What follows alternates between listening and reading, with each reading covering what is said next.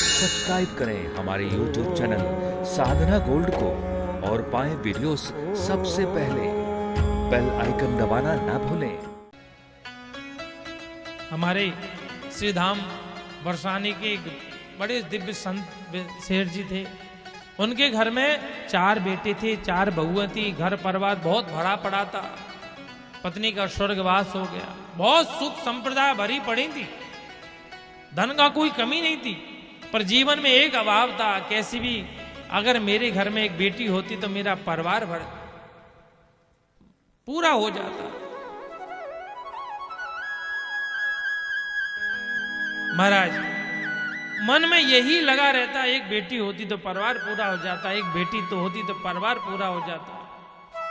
यही इच्छा रोज रहती थी। एक दिन स्वप्न में श्री किशोरी राधा रानी ने आके कहा, बाबा आप हमें अपनी बेटी कर लेते हो, हमें अपनी बेटी बना लो। महाराज उसी दिन स्वप्न से उन सेठ जी ने किशोरी राधा रानी को अपनी पुत्री रूप में स्वीकार कर लिया। सुंदर सी तस्वीर अपने कमरे में जड़ी की जलवाई। रोज सोते प्रणाम करके सोते, उसे रोज जागती उन्हें प्रणाम करते। सच्चा संबंध ठाकुर का होता है, अन्य किसी का संबंध नहीं होता है। और तो क्षणिक संबंध है। भगवान अपना संबंध निभाना जानता है। ये वर्तमान की घटनाएं आपको इसलिए सुना रहे हैं कि मन में भाव जागृत हो।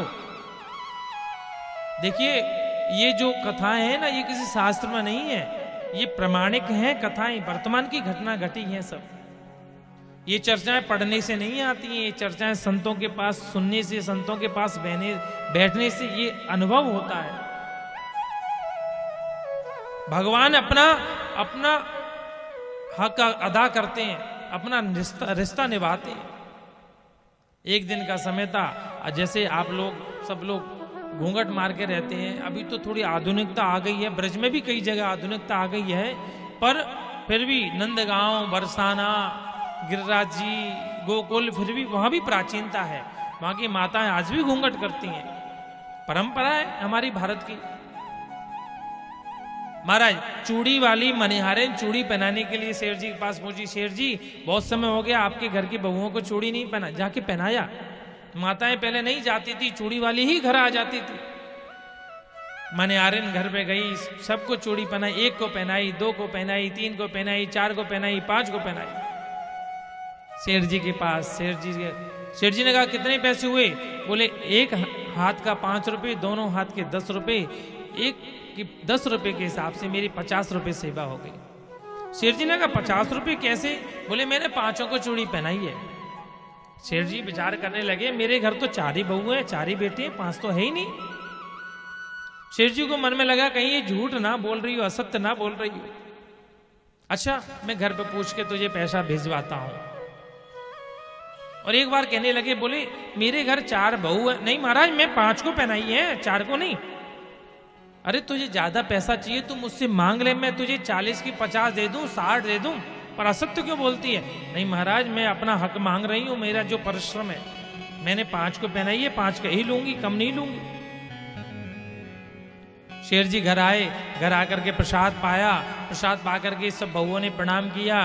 बेटी सबने चूड़ियां पहनी, सबने अपना सिर हिला के, बहू मर्यादा है, ससुर से बात नहीं करती थी, सबने लाया। घर में कोई और तो नहीं आया आस पड़ोस से? नहीं कोई नहीं आया।